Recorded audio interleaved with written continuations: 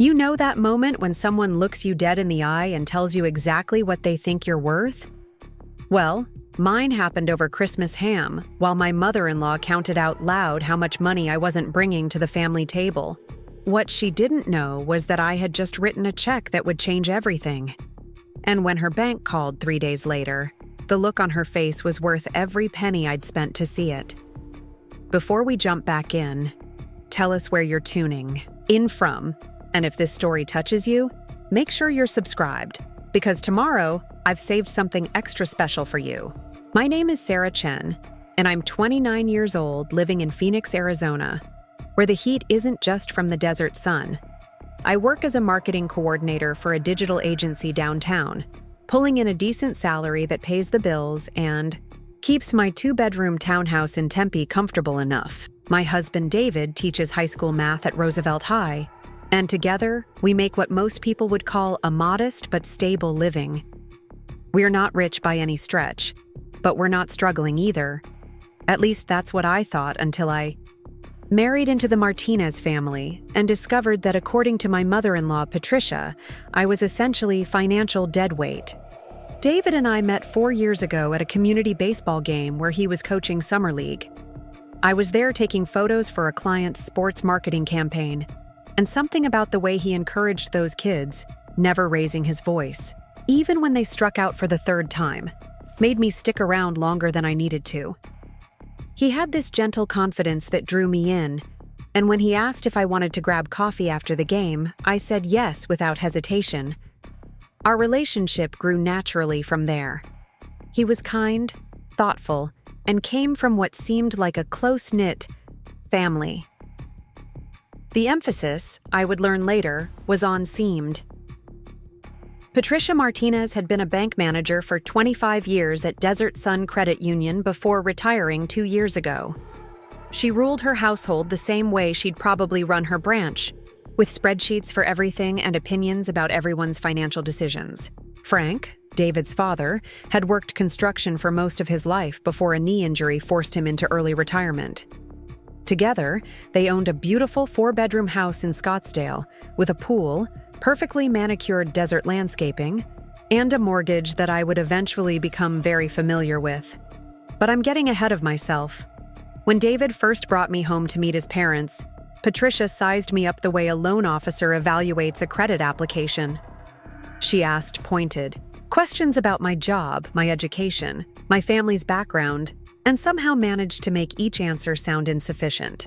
When I mentioned that my parents owned a small restaurant in Chinatown, she nodded with this tight smile that didn't reach her eyes and said something about how challenging the restaurant business must be. When I told her about my marketing degree from ASU, she mentioned that David's sister Maria had gotten her MBA and was doing very well in corporate finance. Every conversation felt like a comparison I was destined to lose. David assured me that his mother just needed time to warm up to me. He'd brush off my concerns with that same gentle optimism that had attracted me to him in the first place. His Father Frank was easier to get along with, content to watch sports and make small talk about the weather, but it was clear that Patricia was the decision-maker in their household. And her decision about me seemed to have been made before I'd even finished introducing myself. The comments started small, the way these things always do. Patricia would mention how expensive everything was getting these days, then look meaningfully at David and suggest he might want to pick up some summer tutoring to help with finances. She'd talk about how important it was for couples to be financially compatible, making sure I was within earshot. During family dinners, she'd ask David about his retirement contributions and whether he was maximizing his teacher's pension, all while I sat there feeling like an afterthought to their family's financial planning discussions.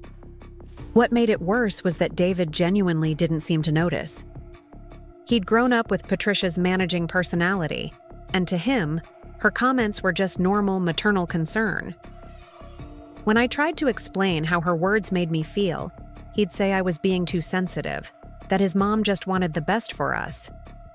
He couldn't see what I saw, that every interaction with Patricia felt like a performance review I was failing. The situation escalated after David and I got engaged. Patricia insisted on being involved in every aspect of our wedding planning, which would have been fine if her involvement hadn't come with a running commentary on costs. She'd suggest cheaper alternatives to everything I wanted, remind us constantly about how much money we were spending, and make pointed observations about how some people had more extravagant tastes than their budgets could support. When we chose a modest venue that fit comfortably within our budget, she still managed to make it sound like financial irresponsibility. The wedding itself went smoothly, but the aftermath brought new challenges. Patricia had opinions about our housing choices, our car purchases, even our grocery shopping habits. She'd stop by unannounced with coupons she'd clipped for us, explaining loudly about the importance of saving money wherever possible. She'd comment on purchases I'd made, asking David if he'd approved of them first. The message was always clear. I was the spender in the relationship, the one who couldn't be trusted with money, the financial liability that her responsible son had unfortunately saddled himself with. What Patricia didn't know, what nobody in David's family knew, was that I had a side business that was quietly becoming more successful than my day job. 2 years ago, I'd started doing freelance social media consulting for small businesses in Phoenix. Preparing and narrating this story took us a lot of time, so if you are enjoying it, subscribe to our channel. It means a lot to us. Now back to the story. It began as a way to make some extra money, taking on projects in the evenings and weekends. I had a knack for understanding what made content go viral, and word spread quickly among local business owners. What started as a few $100s, a month had grown into something much more substantial. I kept my freelance work separate from my regular job and my marriage, partly because I enjoyed having something that was entirely mine, and partly because I didn't want David to feel pressured about money. He was already sensitive about the income difference between teaching and private sector jobs, and I didn't want to add to that stress. So I maintained separate accounts for my consulting income, filed my own taxes for that business, and watched my savings grow steadily without anyone in my life knowing exactly how well I was doing. By the time Patricia made her most cutting remarks about my financial contributions to the family, I had quietly saved more money than most people see in several years. I wasn't rich, but I was comfortable in a way that even Patricia, with all her banking experience and financial judgment, couldn't have imagined, and I was about to put that money to use in a way that would change our family dynamics forever. The breaking point came during last year's Christmas dinner. Patricia had outdone herself with the spread, cooking for hours to create the perfect holiday meal in her perfectly appointed dining room. The table was set with her good china, and she'd even brought out the crystal glasses that usually stayed locked in the cabinet. Everything looked magazine perfect, which was exactly the atmosphere Patricia preferred for delivering her most memorable critiques. We were sitting around the table, David, myself, Frank, Maria, and her husband Carlos, and Patricia holding court at the head of the table like she was chairing a board meeting. The conversation had moved through the usual topics of weather, work, and holiday plans when Patricia decided it was time to address what she clearly saw as the elephant in the room: our family's financial future. She started by praising Maria's recent promotion and the bonus she'd received, making sure everyone understood how proud she was of her daughter's success in corporate finance. Then she moved on to David, expressing her concern about teacher salaries and wondering aloud whether he'd considered pursuing administrative roles that might pay better. Finally, inevitably, her attention turned to me. Patricia set down her fork and looked across the table with that expression I'd come to know so well, the one that said she was about to deliver some hard truths for my own good. She began by acknowledging that marketing was probably a nice field for someone looking for flexible work, but that in her experience, it wasn't the kind of career that built real financial security. She mentioned that she'd noticed I hadn't contributed much to conversations about retirement planning or investment strategies, and she hoped I was at least putting something away for the future. The room had gotten quiet, the kind of uncomfortable silence that happens when everyone knows something unpleasant is about to be said, but nobody wants to be the one to stop it. David was looking down at his plate, probably hoping the conversation would move on to safer topics. Frank was suddenly very interested in cutting his ham into precise pieces. Maria and Carlos exchanged glances that suggested they'd witnessed scenes like this before. Patricia continued, her voice taking on that tone she probably used with loan applicants who didn't meet her standards. She said she'd been thinking about our family's financial stability, and she was concerned that David was carrying too much of the burden. She suggested that maybe I should consider finding additional income sources, or perhaps looking into career paths that offered better earning potential. She reminded everyone that marriage was a partnership, and partnerships worked best when both people contributed equally. Then came the moment that would change everything between us. Patricia looked directly at me and said, with that same sweet smile she always wore when delivering her cruelest observations, that she hoped I understood that being part of the Martinez family meant pulling my weight financially, and that so far, she hadn't seen much evidence that I was capable of doing that. She said she worried about David's future, about whether he'd chosen a partner who could help him build the kind of life he deserved, or whether he'd be supporting me for the rest of our marriage. The words hung in the air like smoke from a fire. Nobody wanted to acknowledge. I felt my face flush, partly from embarrassment and partly from anger. David finally looked up from his plate, clearly uncomfortable, but still not willing to directly confront his mother. He mumbled something about how we were doing fine financially and maybe we could talk about something else. But Patricia wasn't finished. She'd been building up to this moment for months, maybe years, and she was going to say her piece. She told the table that she'd done some research on average marketing salaries, and based on what she'd found, she was concerned that I wasn't bringing enough to the table to justify the lifestyle David was accustomed to. She mentioned the mortgage on our townhouse, the car payments, the vacation we'd taken to California last summer, and wondered aloud how we were managing to afford these things on what she assumed was my modest income. She suggested that perhaps I didn't fully understand the financial realities of adult life, or maybe I was used to relying on others to handle money matters. That was when she said the words that would echo in my head for days afterward. Looking around the table to make sure everyone was listening, Patricia announced that she was worried David had married someone who was essentially worthless when it came to financial contribution, and that unless something changed dramatically, she feared for their future together. She said it with such conviction, such absolute certainty, that for a moment I almost believed her myself. The silence that followed was deafening. Even Frank looked uncomfortable, shifting in his chair and clearing his throat as if he might say something to lighten the mood. Maria stared at her mother with an expression I couldn't quite read. Carlos suddenly became very interested in his wine glass. And David, my husband who was supposed to defend me, just sat there looking like he wanted to disappear entirely. I excused myself from the table, claiming I needed some air, and spent the next 20 minutes standing on Patricia's perfectly manicured back patio, looking at her pool and her expensive outdoor furniture, trying to decide whether to leave immediately or find a way to get through the rest of the evening. The desert air was cold against my flushed cheeks, and I could hear the muffled sounds of conversation resuming inside, probably Patricia explaining to everyone why she'd felt compelled to speak so honestly about such a difficult topic.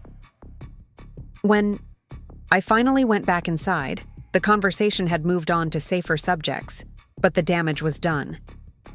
Patricia had made her position crystal clear, and everyone at that table now understood exactly what she thought of my worth as a member of their family. The rest of the evening passed in a blur of forced politeness and careful conversation, with everyone working hard to pretend that nothing significant had happened. David and I drove home in near silence, both of us processing what had occurred in our own ways. When he finally spoke, it was to apologize for his mother's bluntness, but also to suggest that maybe she had some valid points about our financial planning. He wondered if we should sit down and really look at our budget, maybe figure out ways to increase our income or reduce our expenses. He meant well, but his words felt like salt in a wound that was already deep enough. That night, lying in bed next to my husband who was already asleep, I made a decision that would change everything. I was tired of being seen as the weak link in our family's financial chain. Tired of Patricia's condescending comments and pointed suggestions. Tired of feeling like I had to justify my existence at every family gathering. But more than that, I was tired of hiding the success I'd worked so hard to achieve. I had been keeping my consulting business quiet for long enough. It was time for the Martinez family to learn exactly what Sarah Chen was worth, and I knew precisely how to show them. The Monday after Christmas, I woke up with a clarity I hadn't felt in months. David had already left for his morning run, a habit he'd maintained even during winter break, and I sat at our kitchen table with my laptop and a cup of coffee, staring at numbers that would have made Patricia's banking background seem quaint by comparison. My consulting business had generated more revenue in the past 6 months than David made in an entire school year, and I had been sitting on this information like a nuclear weapon I was afraid to detonate. I opened my business banking app and reviewed the balances one more time. The checking account for Chen Digital Consulting showed a healthy operational balance, but it was the savings account that really told the story. Month after month of careful budgeting and strategic reinvestment had built something that even I sometimes couldn't believe was real. I had been living well below my means for so long that the money had accumulated almost without my noticing how substantial it had become. The irony wasn't lost on me that Patricia, with all her years in banking, had completely missed the signs of financial success sitting right in front of her. She'd been so focused on my official job title and David's teacher salary that she'd never bothered to ask the right questions. She assumed that because I drove a modest car and didn't flash expensive jewelry, I must be struggling financially. In her world, success was about displays of wealth, not actual wealth itself. I spent that morning researching something I'd been considering for months but had never seriously pursued. Patricia and Frank's mortgage information wasn't exactly public record, but with some careful online investigation and my knowledge of their neighborhood property values, I could make educated guesses about their financial situation. They'd bought their Scottsdale house 12 years ago, according to county records, and given Frank's early retirement and Patricia's pension, they were likely carrying a substantial monthly payment that was putting pressure on their fixed income. The plan that formed in my mind was audacious, petty, and absolutely perfect. I was going to pay off Patricia and Frank's mortgage without telling anyone, then wait for them to find out through their bank. The shock value alone would be worth every penny. But more than that, it would demonstrate once and for all exactly what Sarah Chen was capable of contributing to this family. Patricia wanted to see financial contribution. I was about to show her financial contribution on a scale she couldn't have imagined. I called Jessica Wong, my best friend from college, who now worked as a financial advisor, and asked her to meet me for lunch. Jessica had been watching my consulting business grow from the sidelines, offering advice and celebrating my successes when I couldn't share them with anyone else. She was also the only person who knew exactly how much money I'd been quietly accumulating, because she'd helped me set up the investment accounts where most of it was sitting. We met at a small cafe in Central Phoenix, away from both our usual haunts, and I laid out my plan over salads and iced tea. Jessica listened with the kind of focused attention she usually reserved for her biggest clients, asking clarifying questions and making notes on her phone.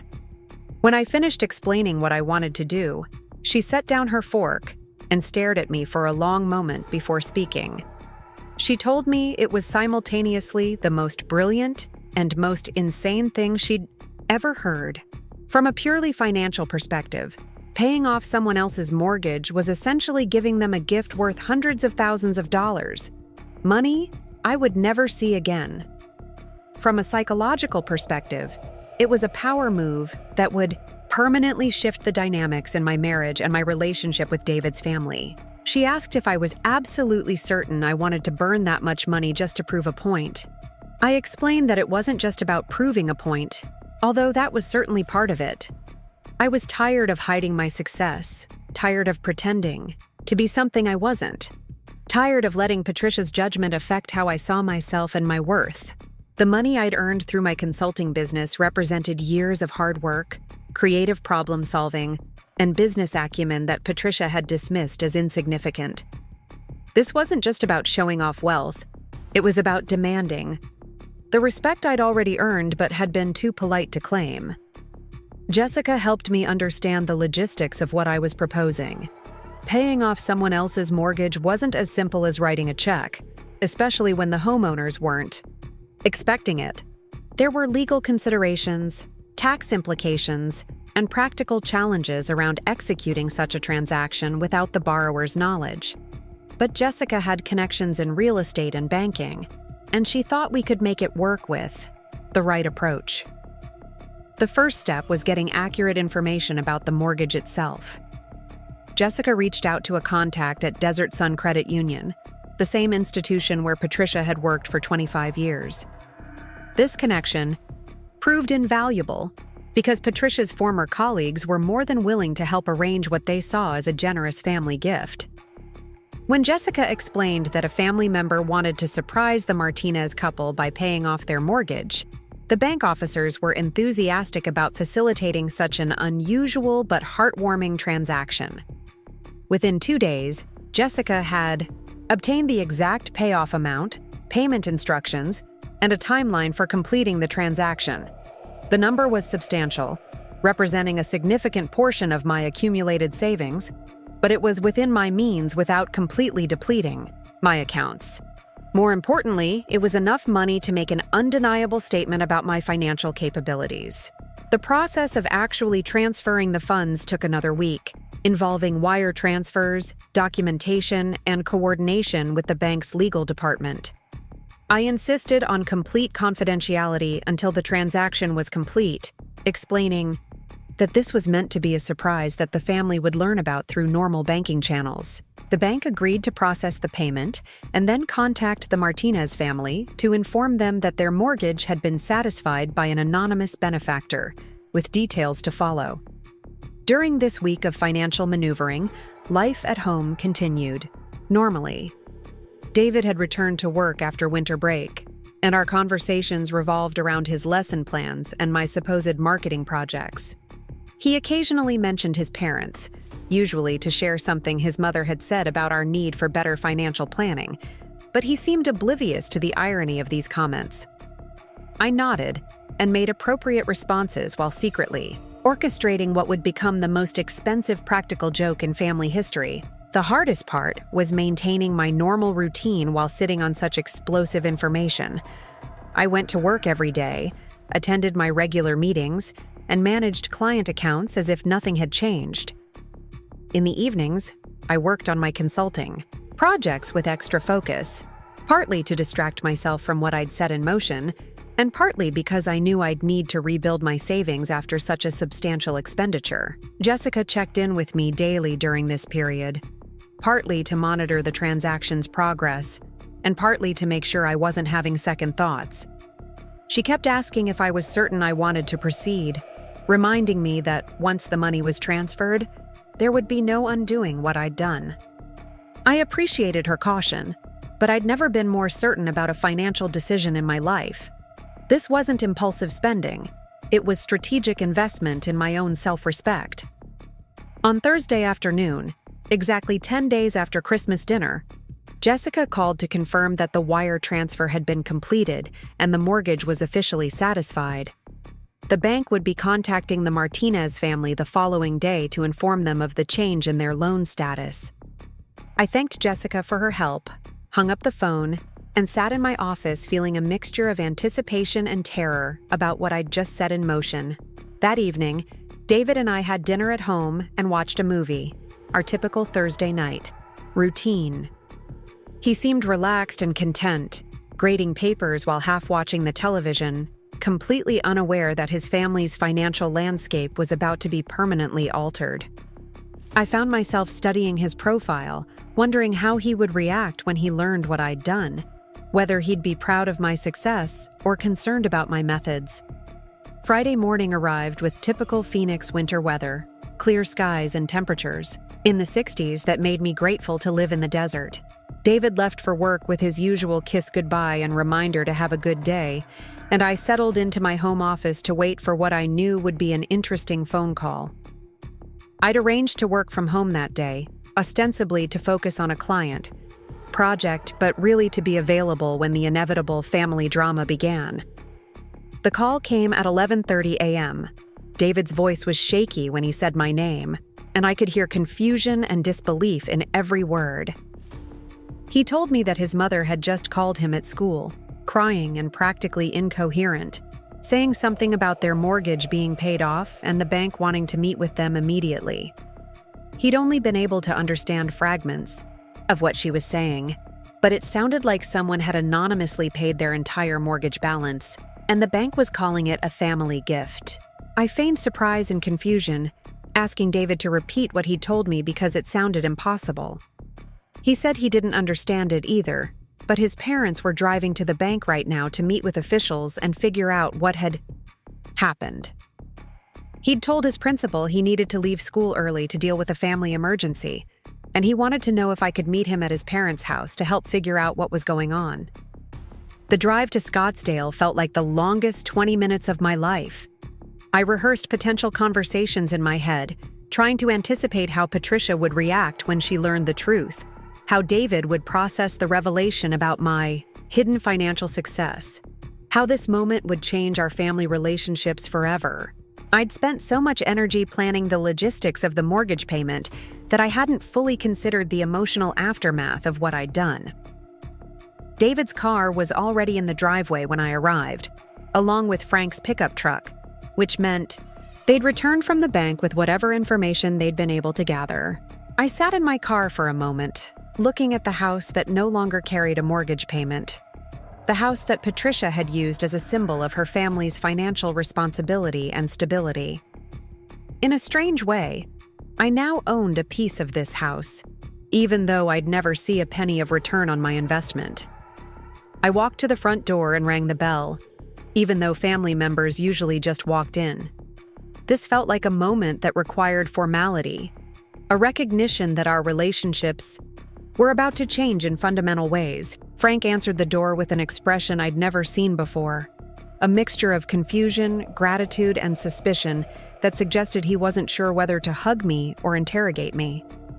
The living room scene was unlike any family gathering I'd experienced with the Martinez family. Patricia was sitting on the edge of her favorite chair, still wearing the clothes she'd put on for the bank meeting, holding a folder of documents that she kept opening and closing as if the contents might change if she looked at them enough times. David was pacing between the kitchen and living room, running his hands through his hair in a gesture I recognized as his response to overwhelming stress. Patricia looked up when I entered the room, and for the first time since I'd known her, she seemed genuinely at a loss for words. The woman who always had opinions about everything, who never hesitated to offer financial advice or commentary, was staring at me with an expression that suggested she was seeing me clearly for the first time. Frank gestured for me to sit down, his usual easy demeanor replaced by something more serious and focused. David stopped pacing and turned to face me, still holding his phone as if he might need to make emergency calls to sort out this impossible situation. He asked if I had any idea what might have happened, whether I knew of anyone in our extended families who might have this kind of money and the inclination to use it this way. His questions were genuine, born from his complete ignorance about my financial situation, and I realized that the moment of truth had arrived sooner than I'd expected. Patricia finally found her voice and began describing their meeting at Desert Sun Credit Union. The bank officials had been professional, but clearly excited about facilitating such an unusual transaction.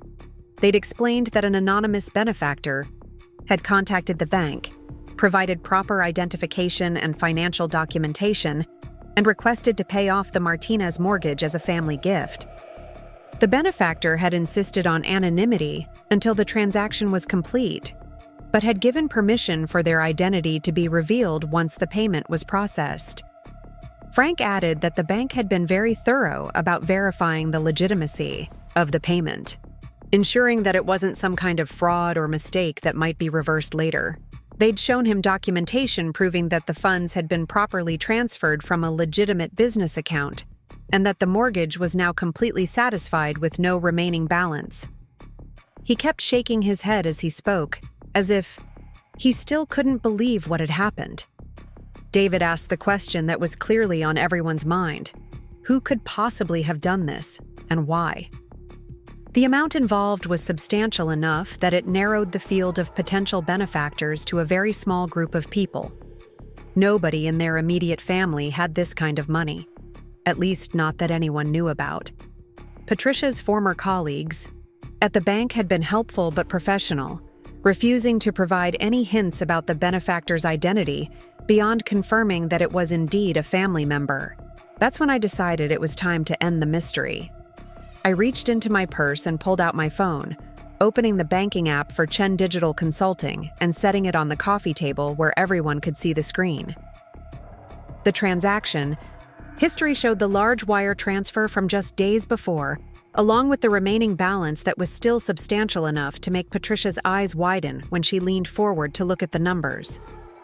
The silence that followed was complete and profound, the kind of quiet that happens when people's fundamental assumptions about reality are suddenly challenged. Patricia stared at my phone screen as if it might be displaying false information, then looked at me with an expression that cycled through confusion, disbelief, and something that might have been the beginning of respect. Frank sat back in his chair with a low whistle, the first sound anyone had made since I'd revealed the truth. David was the first to speak, asking how this was possible, where this money had come from, why I'd never mentioned having this kind of financial resources. His voice carried hurt along with confusion, and I realized that my secrecy had created problems I hadn't fully anticipated. He felt deceived, not just about the money, but about my decision to keep such a significant part of my life hidden from him. I began explaining about Chen Digital Consulting, how it had started as a small side project and grown into something much more substantial than I'd ever expected. I described the clients I'd been working with, the projects that had been particularly successful, the careful budgeting and investment strategies that had allowed my earnings to accumulate over time.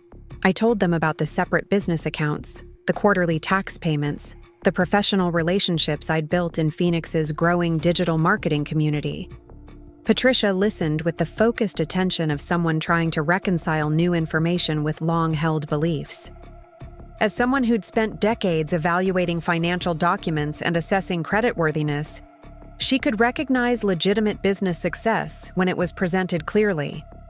The numbers on my phone represented the kind of entrepreneurial achievement that her banking background had taught her to respect, even if it challenged everything she'd assumed about my capabilities. Frank asked practical questions about my business, displaying genuine curiosity about how digital marketing worked and what kinds of services I provided to clients.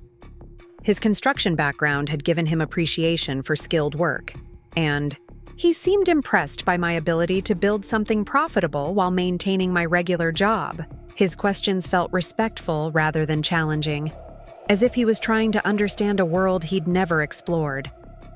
David's reaction was more complex, mixing pride in my accomplishments with confusion about why I'd kept them secret. He asked why I hadn't told him about the business's success, whether I'd been planning this mortgage payment for long, what other financial surprises might be waiting to be revealed. His questions weren't accusatory, but they carried the weight of someone. Realizing that his wife had capabilities he'd never recognized, I tried to explain my reasons for maintaining privacy about the business, how I'd enjoyed having something that was entirely my own achievement, how I hadn't wanted David to feel pressured about our income difference, how Patricia's constant commentary about our finances had made me reluctant to share good news that might be dismissed or minimized. I told them about the Christmas dinner conversation, how Patricia's words had finally motivated me to stop hiding my success. Patricia's response to this explanation was perhaps the most surprising part of the entire day.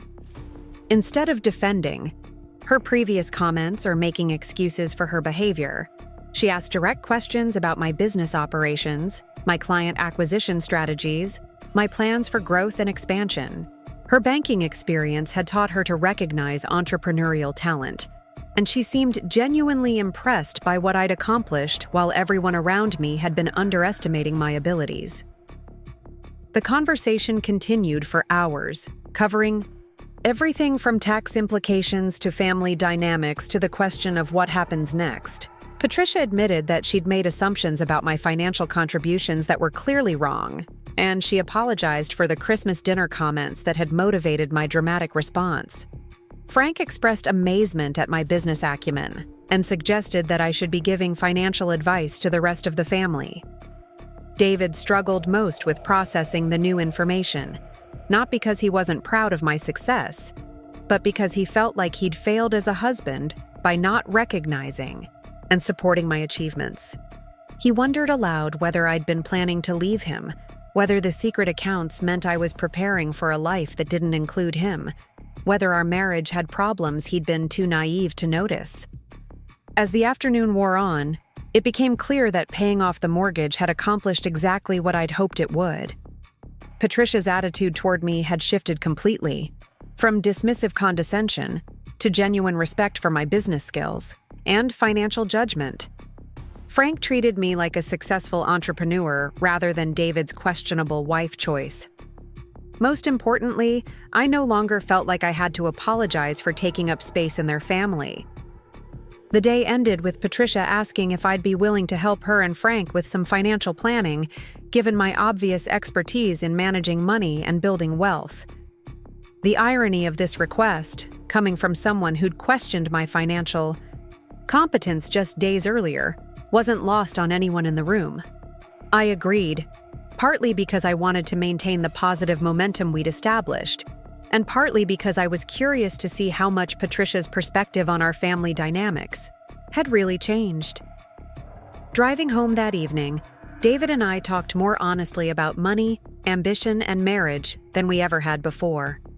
He admitted that he'd been defensive about the income difference between teaching and private sector work, and that his defensiveness had made him dismiss Patricia's comments rather than addressing them directly. I acknowledged that keeping my business success secret had been unfair to him, even if my reasons had seemed valid at the time. The mortgage payment had cost me a significant portion of my savings, but it had bought something much more valuable than financial security. It had purchased respect, shifted family dynamics, and forced conversations that had been avoiding for years. Patricia would never again question my financial contributions to the family, and David would never again underestimate his wife's business capabilities. Most importantly, I'd learned that sometimes the most expensive solutions are also the most effective ones. Money talks, as they say, and mine had finally said everything I'd been trying to communicate for years. The weeks following the mortgage revelation should have been a time of celebration and newfound family harmony, but instead, they brought unexpected complications that none of us had anticipated. Patricia's initial gratitude and respect began to morph into something more possessive and demanding, as if paying off her mortgage had somehow made me a business partner rather than a daughter-in-law. What started as appreciation quickly evolved into assumptions about my ongoing financial obligations to the Martinez family. It began innocuously enough. Patricia called me directly for the first time in our relationship, bypassing David entirely, to ask if I had a few minutes to discuss some financial matters. She'd been thinking about our conversation and had some ideas about how my business expertise could benefit the entire family. When I agreed to meet her for coffee, I expected a pleasant discussion about investment strategies or retirement planning. Instead, I found myself sitting across from a woman who had apparently reinterpreted my generous gift as the opening move in a much larger financial arrangement. Patricia arrived at the coffee shop with a leather portfolio and the same focused energy she'd probably brought to loan committee meetings during her banking career. She ordered her drink with the efficiency of someone conducting business, then spread several documents across our small table with the confidence of someone presenting a compelling proposal. What she showed me was a comprehensive financial plan for the Martinez family that included detailed expectations for my ongoing contributions. She'd calculated how much money the family would save annually without the mortgage payment, and she'd developed a strategy for investing those savings that required my participation as both advisor and funding source. Her plan included purchasing rental properties establishing trust funds for future grandchildren, and creating a family investment portfolio that would ensure generational wealth. Every aspect of her strategy assumed that I would continue providing the kind of financial support I demonstrated with the mortgage payment. The audacity of her assumptions was breathtaking. She'd taken my one-time gesture of goodwill and transformed it into evidence of my ongoing financial responsibility to her family. She spoke about these plans as if they were natural extensions of what I'd already done, logical next steps that any successful business owner would obviously want to pursue. She even had spreadsheets showing projected returns and timelines for various investment scenarios. When I gently suggested that the mortgage payment had been intended as a complete gift with no strings attached, Patricia's expression shifted to something between confusion and disappointment.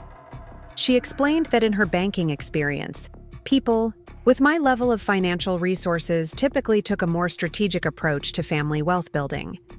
She'd assumed that someone smart enough to build a successful consulting business would naturally want to leverage that success for the benefit of the entire family.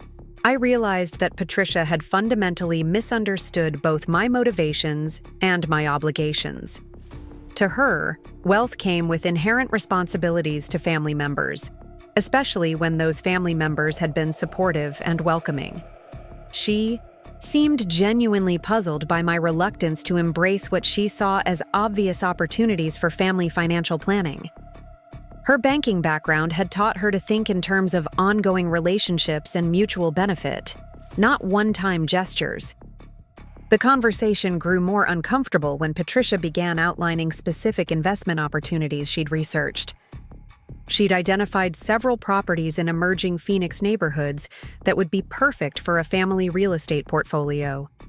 She'd calculated down payments, researched rental yields, and even contacted real estate agents to arrange viewings. Her level of preparation suggested she'd been working on these plans for days, possibly since the moment she'd learned about my financial capabilities. When I explained that I wasn't interested in becoming the Martinez family's primary investor, Patricia's demeanor changed noticeably. The warmth and respect she'd shown after learning about my business success began to cool, replaced by something that felt uncomfortably familiar. She asked pointed questions about my business plans, whether I was being strategic enough with my money, whether I fully understood the opportunities I was passing up by being overly conservative with my investments. I recognized the tone from our previous interactions, the subtle condescension wrapped in helpful suggestions that had characterized our relationship before the mortgage payment. Patricia was reverting to her old pattern of financial criticism, but now her comments carried the additional weight of someone who felt entitled to have opinions about my money because I'd demonstrated my willingness to spend it on family members. The coffee meeting ended with Patricia expressing disappointment in what she called my short-sighted approach to family wealth building. She gathered her documents with the brisk efficiency of someone whose business proposal had been unreasonably rejected, and she suggested that I take some time to reconsider her ideas. As she left, she mentioned that Frank was also excited about the investment opportunities, implying that my reluctance was disappointing multiple family members. I drove home feeling like I'd somehow lost ground in a battle I'd thought I'd already won. The mortgage payment was supposed to demonstrate my financial competence and earn me respect within the family. Instead, it had apparently created expectations that I was unprepared to meet and obligations that I'd never agreed to accept. Patricia's gratitude had transformed into something that felt more like ownership, as if my demonstration of wealth had made me a family resource rather than an independent individual. David's reaction when I told him about the coffee meeting was surprisingly defensive of his mother's position. He pointed out that Patricia had spent her entire career helping families make smart financial decisions, and that her suggestions probably came from genuine expertise rather than opportunism. He wondered whether I was being too sensitive about her enthusiasm, whether my previous negative experiences with his mother were making me interpret innocent suggestions as demands. His response revealed something troubling about our family dynamics that I hadn't fully recognized before. David's tendency to minimize his mother's behavior wasn't just about avoiding conflict. It was about maintaining a family structure where Patricia's opinions carried special weight because of her professional background and strong personality. Even after witnessing my business success and financial capabilities, he still deferred to his mother's judgment about money matters. The situation escalated when Frank called me directly to discuss what he described as exciting investment opportunities. His approach was different from Patricia's, more casual and friendly, but the underlying assumption was the same. He'd been talking to contractors about fix and flip properties, and he thought my financial resources combined with his construction knowledge could create a profitable partnership. He'd already identified several properties and was ready to start making offers if I was interested in funding the purchases. Frank's enthusiasm was genuine and infectious, and I could see why he was excited about the possibilities. His construction background gave him insights into property values and renovation costs that could indeed be valuable in real estate investments. But his assumption that I would naturally want to become his business partner felt presumptuous, especially coming so soon after Patricia's similar expectations. When I explained that I wasn't looking for new business partnerships, Frank's disappointment was obvious. He'd been counting on my participation to make his investment plans viable, and my reluctance left him without the financial backing he'd assumed would be available. He asked whether I had other investment priorities, whether there were family financial needs I was addressing instead, whether I was being adequately advised about wealth management strategies. The questions felt intrusive and entitled, as if my financial decisions were now subject to family approval and oversight. Frank's construction background had taught him to think in terms of partnerships and shared resources, and he seemed unable to understand why someone with available capital wouldn't want to participate in obviously profitable ventures. His disappointment carried an undertone of judgment, as if my reluctance revealed character flaws rather than different priorities. David's sister Maria joined the family conversation about my financial role during a weekend barbecue at Patricia and Frank's house. She'd heard about the mortgage payment and was impressed by my business success, but she also had ideas about how my resources could benefit the family. As someone working in corporate finance, she had access to investment opportunities that weren't available to individual investors, and she thought I might be interested in participating in some of the deals her firm was developing. Maria's approach was more sophisticated than her parents', reflecting her MBA education and professional experience, but the underlying assumption was identical. She'd identified opportunities that required significant capital investment, and she'd assumed that I would naturally want to leverage my wealth for maximum returns through family connections. Her presentation was polished and professional, complete with risk assessments and projected returns, but it still felt like she was treating me as a family investment fund rather than an individual with my own financial goals.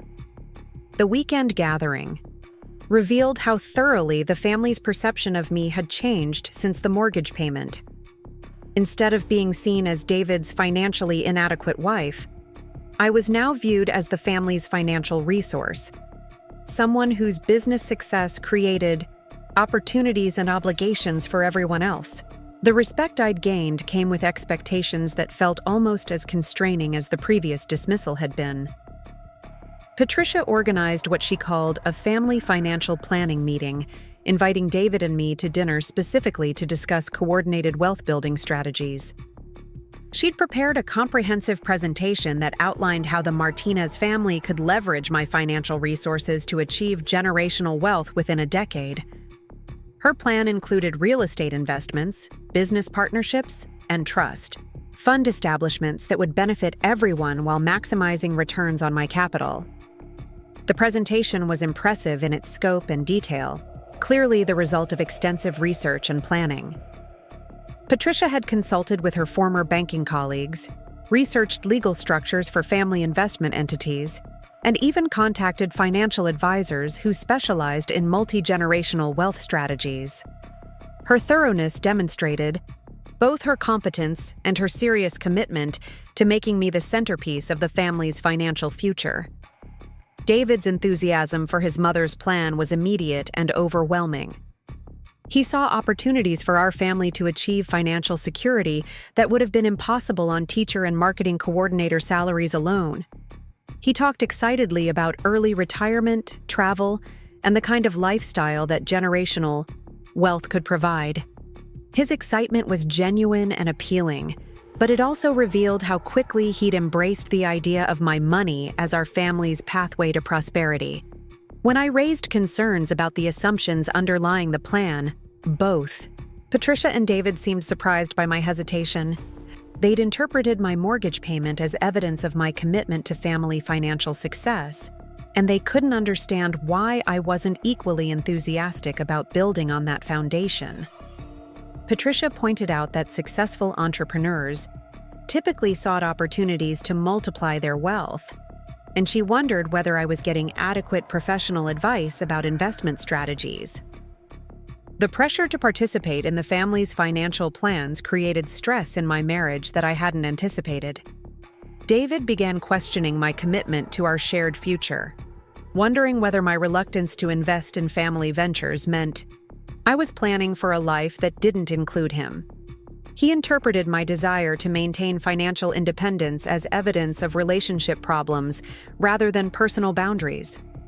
Our conversations about money became increasingly tense, with David advocating for his family's investment ideas, and me trying to explain why I needed to maintain control over my own financial decisions.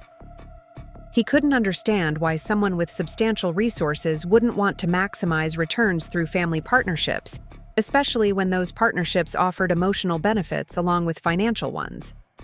The situation reached a breaking point when Patricia announced that she'd put earnest money down on a duplex property, assuming that I would provide the funding for the purchase. She'd found what she described as an incredible investment opportunity that wouldn't wait for extended family discussions, and she'd acted quickly to secure the property before someone else could buy it. Her earnest money was refundable if the EI deal fell through, but she'd committed the family to a purchase contract that required my financial participation. Frank had already begun planning renovation work for the property, assuming that our family partnership was moving forward as discussed. He'd ordered materials, scheduled contractors, and even started advertising for tenants based on the projected completion timeline. His construction business was depending on this project for quarterly revenue, and he'd made commitments that would be difficult to reverse if the property purchase didn't materialize. Maria had structured the investment as a family limited liability company that would provide tax advantages and legal protections for all participants. She'd filed the paperwork, established bank accounts, and created operating agreements that formalized everyone's roles in the ongoing business relationship. Her legal and financial framework was professionally done and strategically sound, but it assumed my participation without my explicit agreement. The family had essentially committed me to a major financial investment without consulting me about my interest or availability. Their enthusiasm for the opportunity had led them to assume my participation, and they'd made binding commitments based on those assumptions. When I learned about these developments, I felt trapped between disappointing family members and participating in investments I hadn't chosen. David's reaction when I expressed concerns about the situation was defensive and hurt. He pointed out that his family had included me in opportunities that most people would consider privileges, and he couldn't understand why I wasn't grateful for their confidence in my financial judgment. He interpreted my reluctance as rejection of his family rather than disagreement with their methods. Patricia's response was more direct and challenging. She reminded me that successful business owners typically diversified their investments and leveraged partnerships to minimize risk while maximizing returns. She questioned whether I was being appropriately strategic with my wealth, whether I understood the opportunities I was rejecting, whether I was getting adequate professional financial advice. The conversation revealed fundamental differences in how we understood family relationships and financial obligations. Patricia and Frank believed that wealth created responsibilities to family members, especially when those family members could contribute expertise and support to investment ventures. They saw my reluctance as selfishness rather than boundary setting, short-sightedness rather than careful decision-making. I realized that the mortgage payment, instead of solving my problems with the Martinez family, had created new and more complex challenges. My demonstration of financial capability had earned respect, but it had also created expectations that threatened my autonomy and independence. The family now saw me as a resource to be leveraged rather than an individual, to be respected, and their assumptions about my obligations felt as constraining as their previous dismissal had been. The next family gathering promised to be a difficult conversation about boundaries, expectations, and the difference between generous gifts and ongoing financial partnerships. I needed to find a way to maintain the respect I'd earned while establishing limits on what that respect entitled the family to expect from me. The mortgage payment had changed our dynamics permanently, but not necessarily in the ways I'd hoped or anticipated. The family meeting that Patricia called to address what she termed my concerns about our investment strategy was scheduled for a Sunday afternoon at their house, with the formal atmosphere of a business conference rather than a family gathering.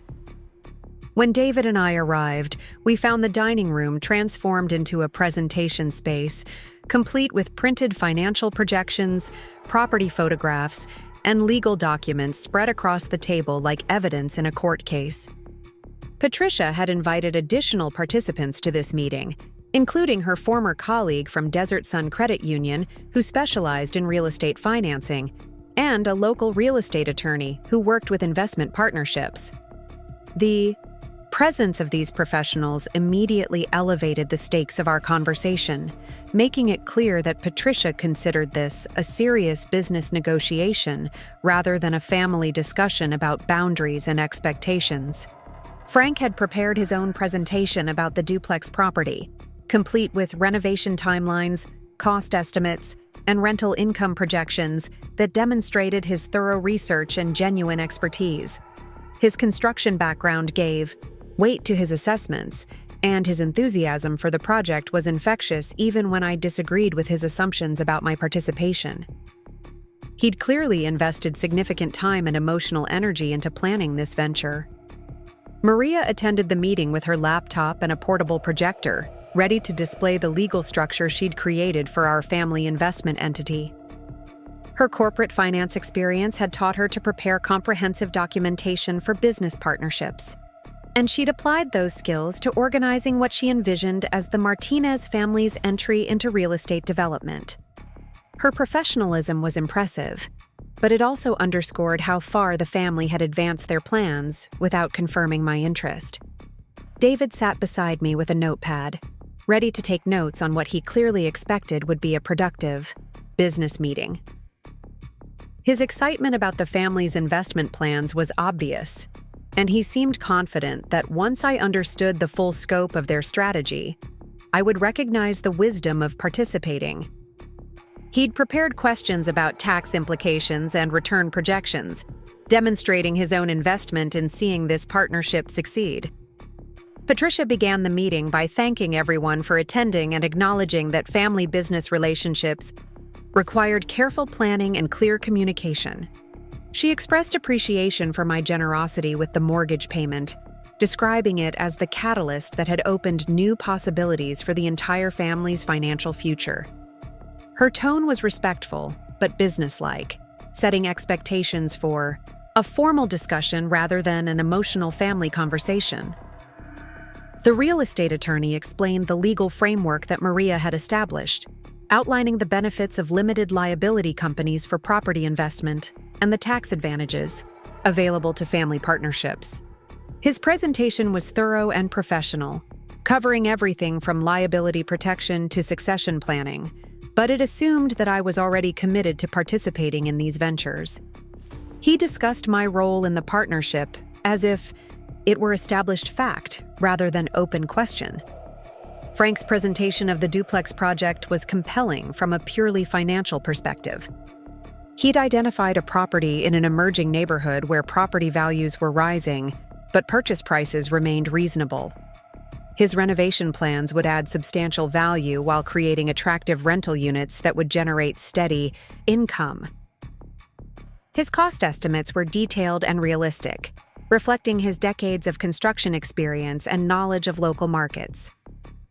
The bank financing specialist explained how the family's improved debt-to-income ratio, resulting from the paid-off mortgage, would qualify them for more favorable investment property loans. She'd run preliminary numbers that showed how leveraging the family's enhanced creditworthiness could multiply the impact of available cash investment. Her analysis was sophisticated and financially sound, demonstrating real expertise in real estate financing strategies. Maria's presentation of the overall investment strategy was the most impressive and concerning aspect of the meeting. She'd developed a 5-year plan that would establish the Martinez family as significant players in Phoenix real estate development, with projected returns that would create generational wealth within a decade. Her plan included multiple property acquisitions, systematic renovations, and strategic portfolio management that would maximize both income and appreciation. The scope of Maria's vision was breathtaking and terrifying in equal measure. She'd calculated investment requirements, projected cash flows, and identified growth opportunities that would require substantial capital commitments over several years. Every aspect of her plan assumed my ongoing financial participation, not just for initial investments, but for sustained funding of an expanding real estate portfolio. When the presentations concluded, Patricia asked for my thoughts on what we'd discussed, clearly expecting enthusiasm for the comprehensive planning the family had undertaken. The room fell silent as everyone waited for my response, their faces showing anticipation mixed with confidence that I would recognize the wisdom of their proposals. The pressure to respond positively was intense, especially given the professional effort that had gone into preparing for this meeting. I began by acknowledging the impressive work everyone had done in developing these investment strategies, recognizing the genuine expertise and thorough research that was evident in every presentation. I expressed appreciation for being included in the family's financial planning and for the confidence they'd shown in my business judgment. My tone was respectful but measured, preparing them for the reality that my response might not match their expectations. Then I explained the fundamental problem with their approach. They had developed extensive plans that required my financial participation without ever confirming my interest or availability for such investments. While their strategies were professionally sound and potentially profitable, they assumed obligations and commitments that I had never agreed to accept. The mortgage payment had been a one-time gift, not an indication of my willingness to become the family's primary investor. The reaction to my explanation was immediate and varied. Patricia's expression shifted from confident expectation to confusion and disappointment, as if I were rejecting obvious opportunities for no rational reason. Frank looked genuinely hurt, having invested significant time and emotional energy into planning projects that now seemed unlikely to proceed. Maria appeared more puzzled than upset, approaching this as a business problem that required better communication, rather than a fundamental disagreement about family obligations. David's reaction was the most difficult to witness. His excitement about our family's financial future deflated visibly as he realized that the plans he'd embraced so enthusiastically were not going to materialize as expected. He asked whether I had concerns about specific aspects of the investment strategy, whether there were modifications that would address my hesitations, whether I needed more time to consider the opportunities they'd presented. I tried to explain that my reluctance wasn't about the quality of their proposals or doubts about their expertise, but about maintaining boundaries between generous family gifts and ongoing business partnerships. The mortgage payment had been motivated by personal reasons related to family dynamics and my desire to demonstrate financial competence, not by investment strategy or expectation of returns. I needed them to understand that generosity didn't create perpetual obligations. Patricia's response revealed the depth of her misunderstanding about my motivations and intentions. She pointed out that successful business owners typically sought opportunities to diversify investments and leverage partnerships, questioning whether I was being appropriately strategic with my financial resources. She wondered whether I had adequate professional advice about wealth management, suggesting that my reluctance might stem from inexperience rather than different priorities. The real estate attorney attempted to mediate by explaining alternative partnership structures that might address my concerns about commitment levels and decision-making authority. He outlined scenarios where I could participate in specific projects without obligating myself to the entire investment strategy, ways to limit liability and maintain flexibility while still benefiting from the family's expertise and opportunities. Frank suggested that perhaps we were moving too quickly, that maybe I needed time to fully understand the opportunities they'd identified before making final decisions. His construction background had taught him that successful projects required buy-in from all partners, and he was willing to adjust timelines if that would facilitate my participation. His flexibility was genuine, but it still assumed that my hesitation was about timing rather than fundamental disagreement. Maria approached the situation as a business negotiation that required better understanding of each party's needs and constraints. She asked detailed questions about my investment criteria, risk tolerance, and timeline preferences, trying to identify terms that would make partnership attractive to me. Her corporate finance training had taught her to find win-win solutions, and she was confident that the right structure could address everyone's concerns. The meeting continued for another hour as various family members and professionals suggested modifications to their proposals, alternative partnership arrangements, and different approaches to family investment strategy. Their willingness to accommodate my concerns was genuine, but it was also based on the assumption that accommodation would eventually lead to my participation in their plans. David became increasingly frustrated as it became clear that I wasn't going to commit to any version of the family investment strategy, regardless of how they modified their proposals. He asked directly whether I was planning to make any additional financial contributions to family ventures, whether the mortgage payment had been my complete gesture of family support, whether I was prioritizing other investment opportunities over family partnerships.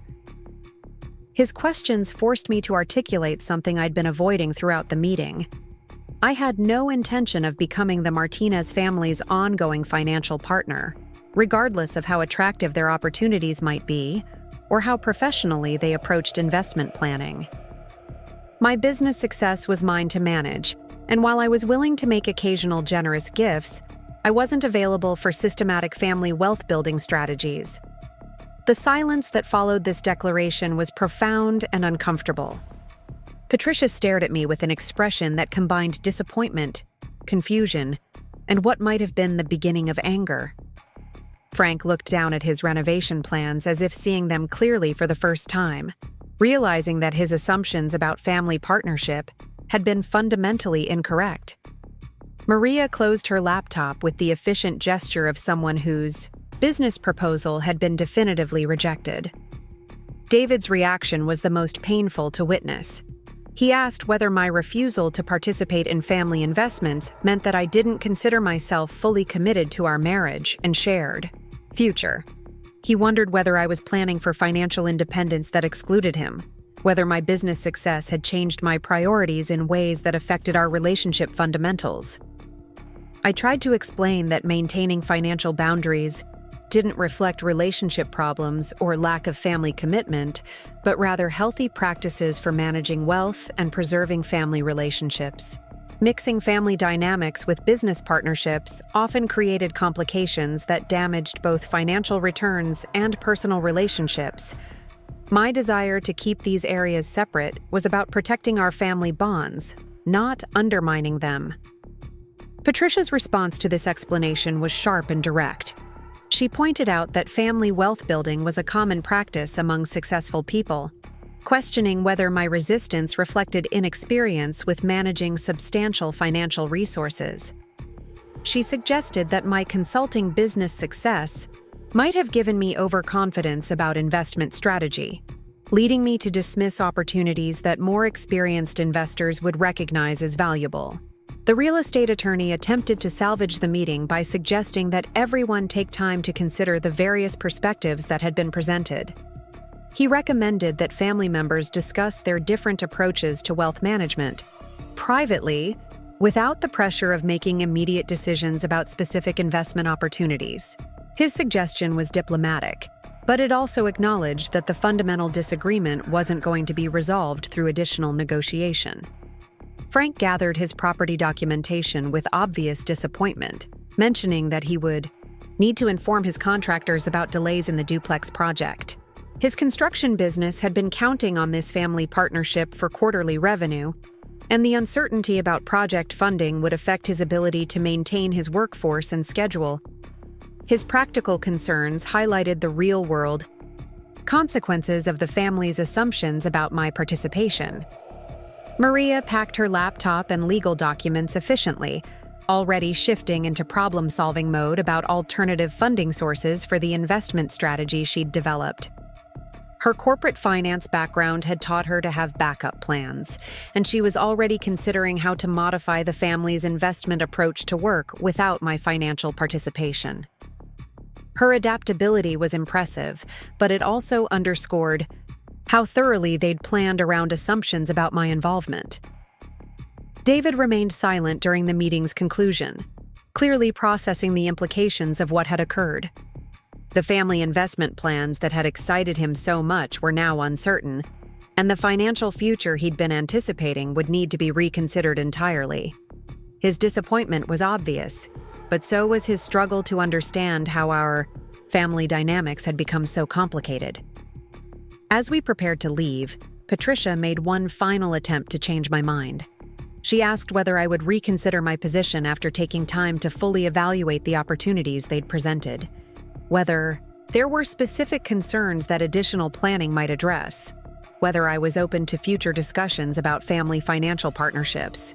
Her persistence was admirable, but it also demonstrated how difficult it was for her to accept that her assumptions about my obligations had been incorrect.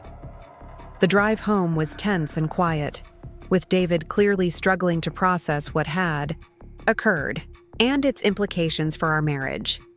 He'd embraced the vision of our family's financial future that his mother and sister had presented, and my refusal to participate felt like rejection of shared dreams rather than establishment of healthy boundaries. The conversation we needed to have about money, family, and marriage was going to be difficult and potentially relationship-defining. I realized that the mortgage payment, instead of solving my problems with the Martinez family, had created new and more complex challenges that would require careful navigation. Demonstrating my financial capability had earned respect, but it had also created expectations that threatened the very autonomy I'd been trying to protect. The battle for family recognition was evolving into a more sophisticated conflict about wealth, obligation, and the true meaning of family partnership. The weeks that followed our family investment meeting created a Cold War atmosphere that permeated every interaction with the Martinez family. David and I barely spoke about what had happened, but the tension in our house was palpable, like walking through a minefield where any conversation about money or family could trigger an explosion. He went through the motions of our daily routine, with mechanical precision, teaching his classes, grading papers, and making dinner conversation that carefully avoided any topics related to his family or our financial situation. Patricia's response to my rejection of their investment plans was more sophisticated and calculating than I had anticipated. Rather than accepting defeat or expressing direct anger, she began a subtle campaign to undermine my position within the family and my marriage. Her approach was methodical and strategic, using her decades of experience in banking and family management to apply pressure in ways that were difficult to confront directly, but impossible to ignore. The first indication of Patricia's new strategy came through David's sister Maria, who called me ostensibly to discuss alternative approaches to family financial planning.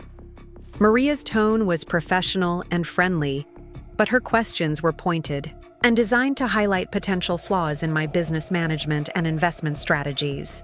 She asked about my consulting business's growth projections, whether I was adequately diversified in my investments, whether I had professional financial advisors helping me manage my wealth. Maria's inquiries seemed innocent enough on the surface, but they carried implications that my reluctance to participate in family investments might stem from financial insecurity or poor business management rather than principled boundary setting. She mentioned conversations she'd had with her mother about successful entrepreneurs and their typical approaches to family wealth building, creating subtle pressure for me to justify my decisions against professional standards and industry best practices. Frank's approach was more direct but equally concerning. He began showing up at my workplace during lunch hours, claiming he happened to be in the area for construction consultations and thought he'd stop by to say hello. These visits were always brief and seemingly casual, but they served to remind me that the family knew where I worked and weren't afraid to intrude on my professional environment when they wanted to make a point. During these workplace visits, Frank would make comments about the duplex property that he'd been forced to abandon due to lack of family funding. He described missed opportunities, disappointed contractors, and the challenges of building a construction business without reliable financial partnerships. His tone was never accusatory, but the implications were clear. My refusal to participate in family investments was having real consequences for people I supposedly cared about. David's behavior at home became increasingly passive-aggressive and emotionally distant. He stopped asking about my consulting work, avoided discussions about our own financial planning, and began making pointed comments about people who prioritized individual success over family cooperation. He would mention articles he'd read about successful family investment partnerships, stories about entrepreneurs who had built generational wealth through strategic family collaborations, examples of people who had leveraged their success to benefit everyone around them. The most troubling aspect of David's changed behavior was his increasing deference to his mother's opinions about our marriage and future. He began consulting Patricia about decisions that should have been ours alone, seeking her advice about everything from career choices to vacation planning. When I objected to this involvement, he defended it as normal family closeness and suggested that my discomfort with his mother's input reflected my own insecurity rather than inappropriate family boundaries. Patricia escalated her campaign by organizing family gatherings that were designed to highlight my isolation from the group's financial planning and investment activities. She hosted dinners where the conversation revolved around real estate opportunities, investment strategies, and business partnerships that everyone could participate in except me. These gatherings weren't explicitly hostile, but they created an atmosphere where my absence from family financial activities was conspicuous and uncomfortable. The psychological pressure of these gatherings was intense and sophisticated.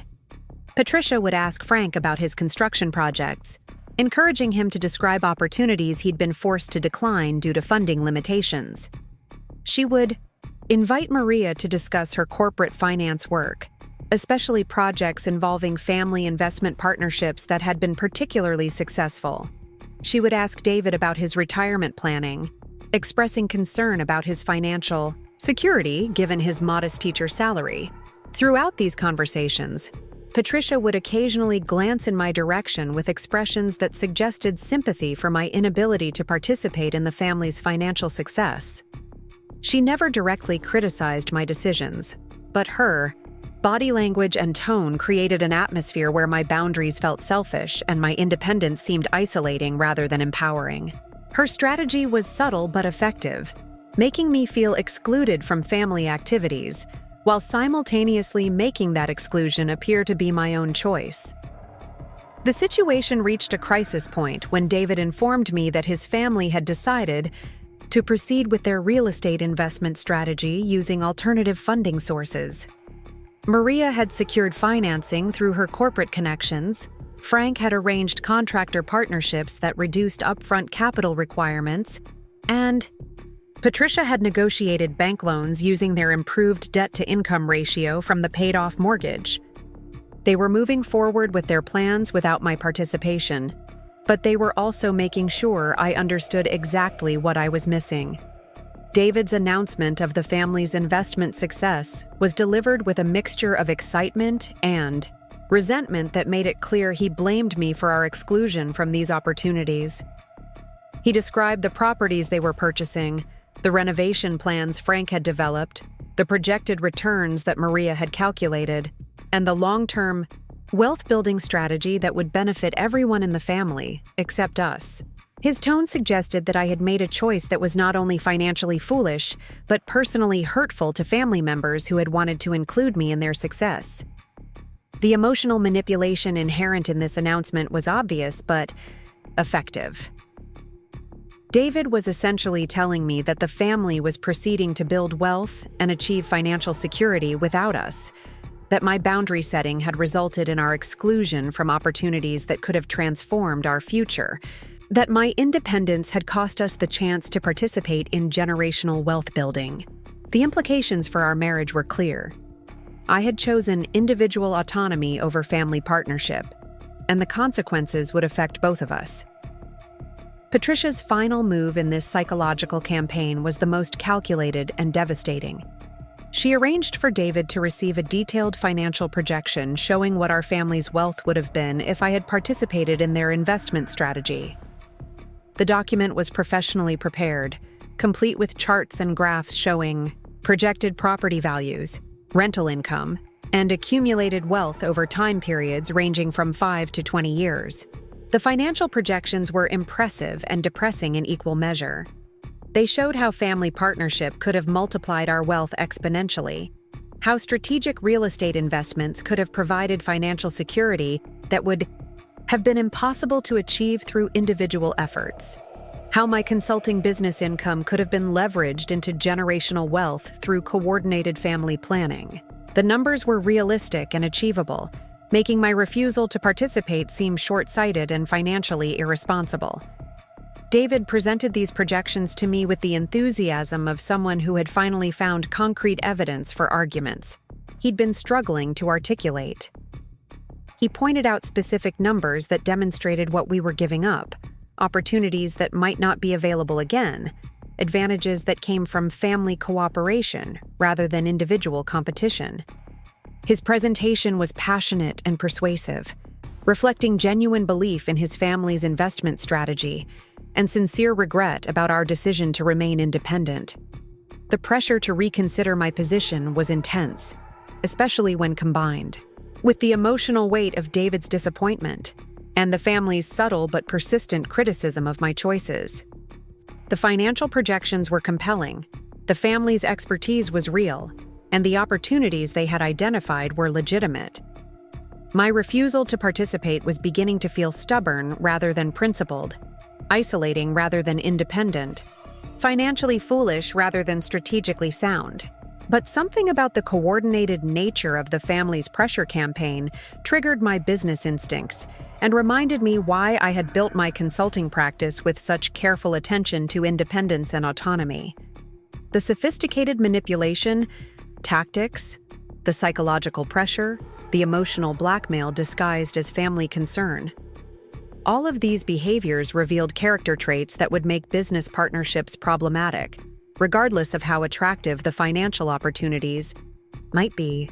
I realized that the mortgage payment had been a mistake, not because I couldn't afford it or because it hadn't achieved its intended effect, but because it had given the Martinez family the impression that my money was available for their use, and my financial decisions were subject to their approval.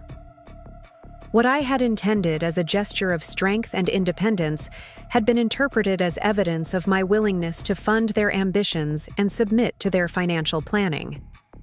The solution that occurred to me was as audacious as the original mortgage payment, but it was also more strategically sound and personally satisfying.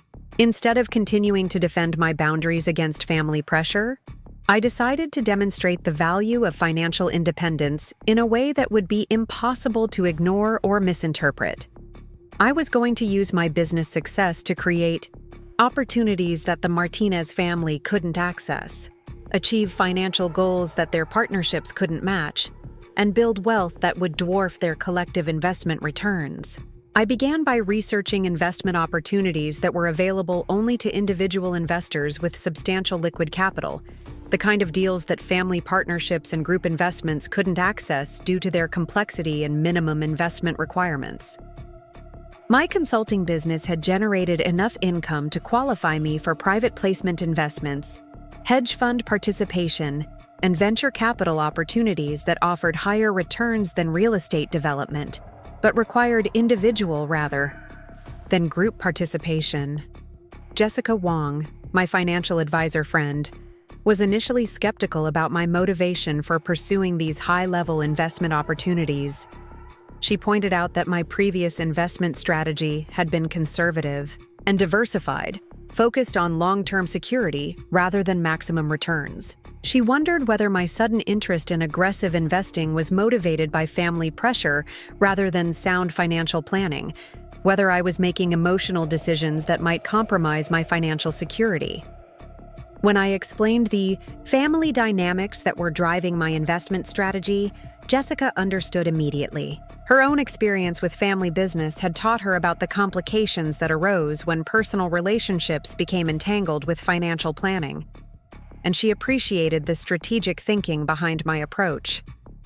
She agreed to help me identify investment opportunities that would demonstrate the advantages of individual wealth management while building genuine financial security. The investment strategy we developed was ambitious but carefully planned, designed to achieve returns that would significantly exceed anything the Martinez family could accomplish through real estate partnerships while maintaining the liquidity and flexibility that group investments couldn't provide.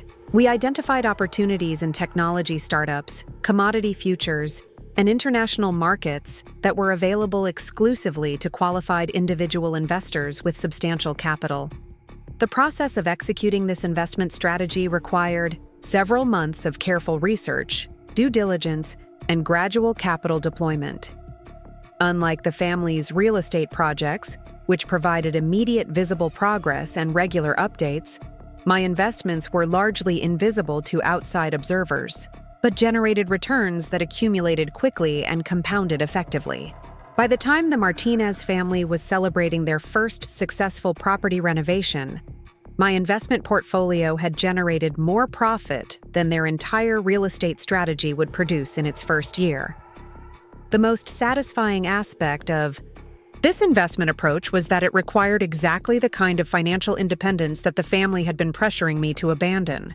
The opportunities I was accessing were available only to individuals who could make quick decisions without consulting partners, commit substantial capital without group approval, and accept higher risk levels than family investments typically allowed.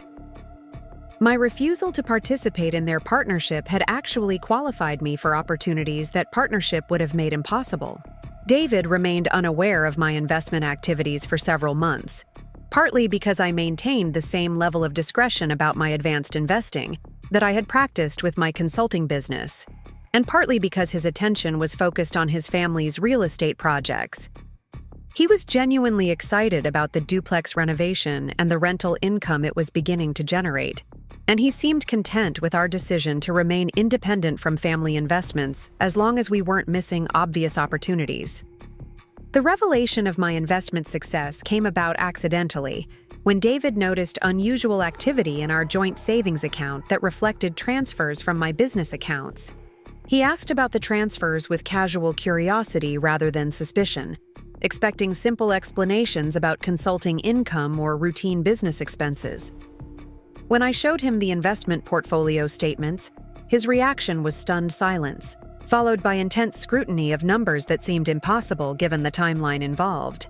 The returns I had achieved through individual investing were substantial enough to dwarf the family's real estate profits, diversified enough to provide security that property investments couldn't match, and liquid enough to provide flexibility that their partnership structure made impossible.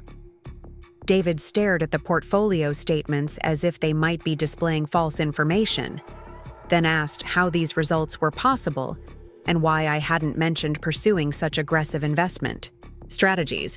I explained that the opportunities I had accessed were available only to individual investors, that the returns reflected the advantages of financial independence rather than lucky speculation, that the success demonstrated why maintaining autonomy had been strategically sound rather than stubbornly antisocial.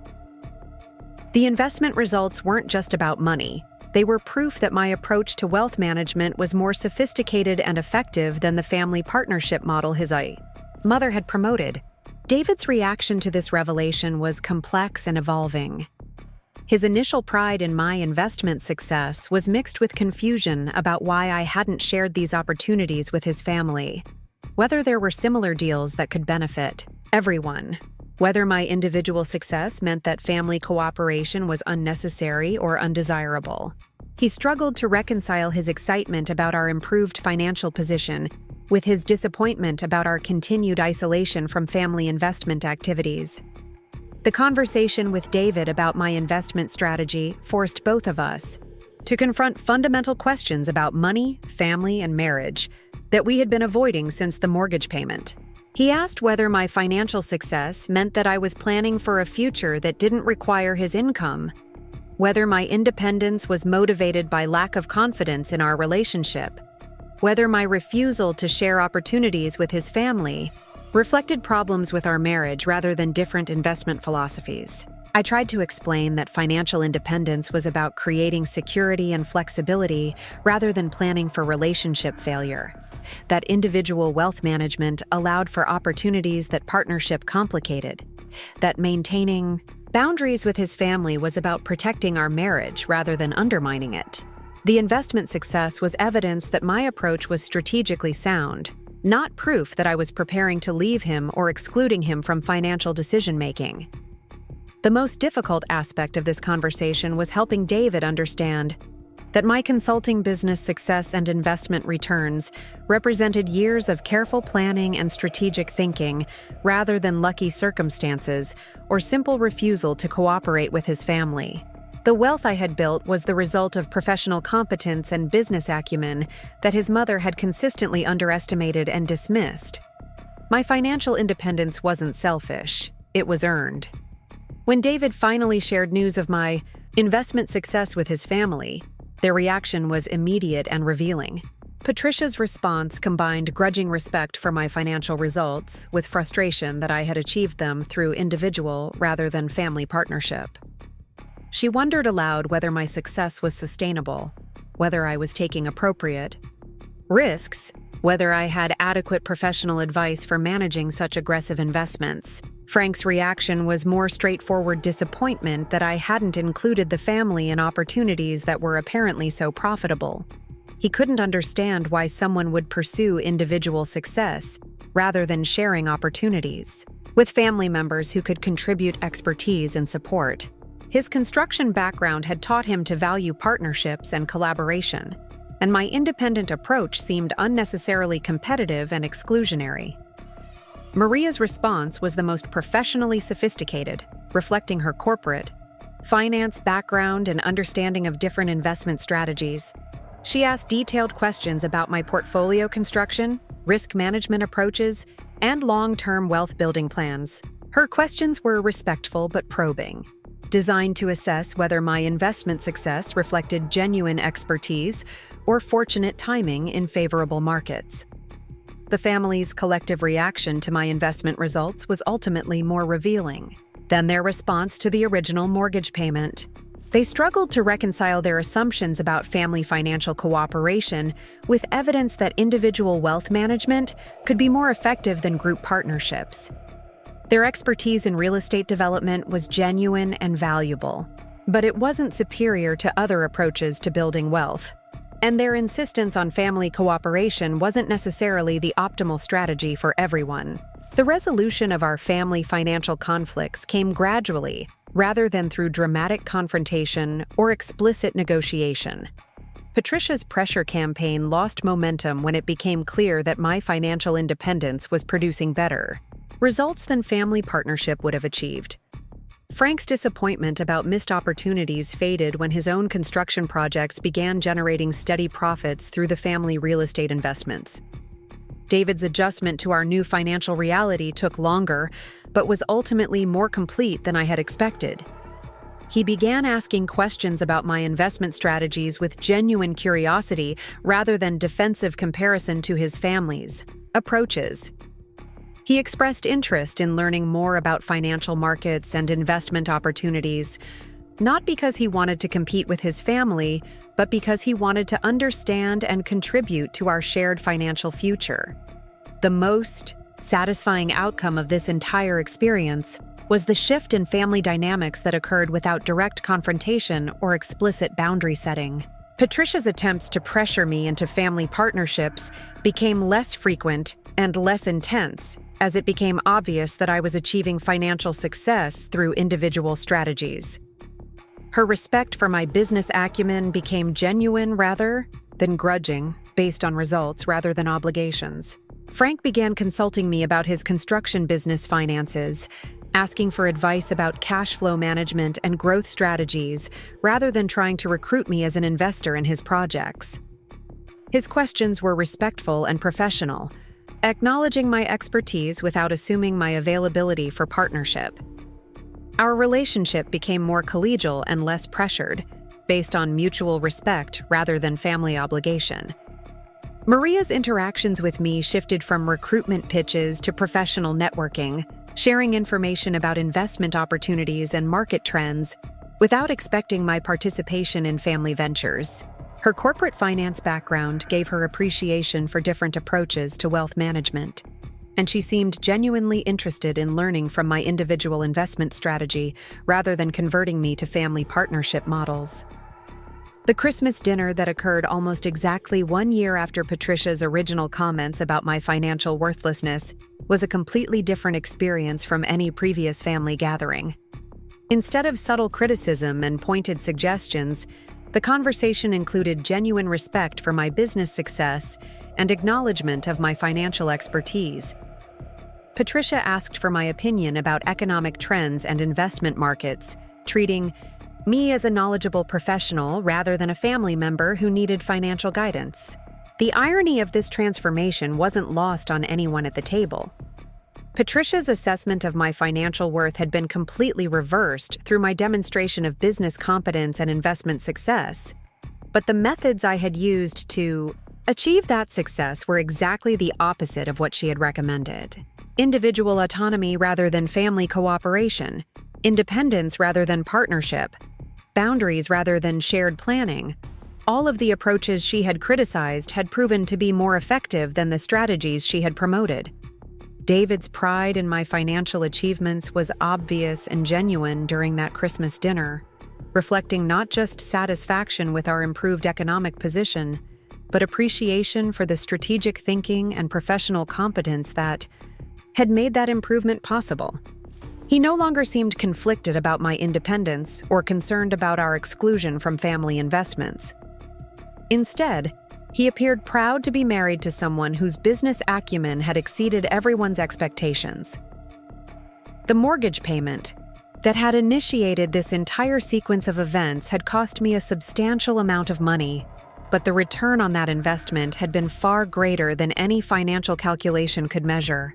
It had purchased respect, demonstrated competence, forced important conversations about family boundaries, and ultimately created space for me to achieve financial success that would have been impossible under the family partnership model that Patricia had promoted.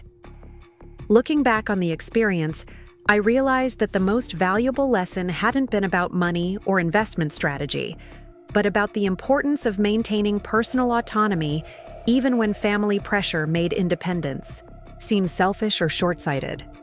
The respect I had earned through financial success was genuine and lasting, but it was based on results that required exactly the kind of independence that family members had initially criticized. The consulting business that had started as a small side project continued to grow and evolve, generating opportunities and income that provided security and flexibility that family partnerships couldn't match. The investment portfolio that had developed from careful individual planning continued to produce returns that exceeded anything group cooperation could have achieved.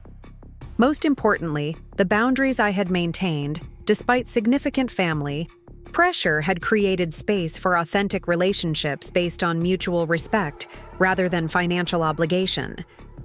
David and I purchased a larger house in North Scottsdale, using profits from my investments, a beautiful property with mountain views, and desert landscaping that reflected our improved financial position without creating new obligations to family members. Patricia complimented our home choice and decorating decisions without offering suggestions for improvement. a small but significant change that reflected her evolved understanding of our capabilities and independence. The Martinez family's real estate investment strategy continued to be successful and profitable, providing them with steady income and gradual wealth accumulation through the collaborative approach that suited their personalities and preferences. Their projects were well-planned and professionally executed, demonstrating that family partnerships could indeed be effective when all participants genuinely wanted to cooperate and when expectations were realistic and mutually agreed upon. The difference was that their success no longer depended on my participation, and my success didn't require their approval or cooperation. We had found ways to respect each other's approaches to wealth building while maintaining family relationships that were based on genuine affection rather than financial interdependence. The boundaries I had fought to establish had ultimately benefited everyone by creating space for authentic relationships and individual success. The final word on Patricia's assessment of my worth came not through direct conversation, but through her behavior at family gatherings, where she now sought my opinion on financial matters and deferred to my expertise on investment strategy. The woman who had once questioned my ability to contribute financially to the family now regularly asked for my advice about managing money and building wealth. The respect was earned rather than granted, based on demonstrated competence rather than family obligation. The mortgage payment had been expensive, the family conflicts had been exhausting, and the investment strategy had been risky, but the outcome had been exactly what I had hoped to achieve when I first decided to stop hiding my financial success. I had earned recognition for my business acumen, established boundaries that protected my autonomy, built wealth that provided security and options, and transformed family relationships in ways that benefited everyone involved. Most importantly, I had learned that sometimes the most expensive solutions are also the most effective ones, that financial independence is worth fighting for even when family pressure makes it seem selfish, and that respect based on demonstrated competence is more valuable and lasting than acceptance based on compliance with other people's expectations. The Christmas dinner conversation that had started this entire journey now seemed like ancient history, replaced by family dynamics that reflected genuine appreciation for everyone's contributions and achievements. Up next, you've got two more standout stories right on your screen. If this one hit the mark, you won't want to pass these up. Just click and check them out.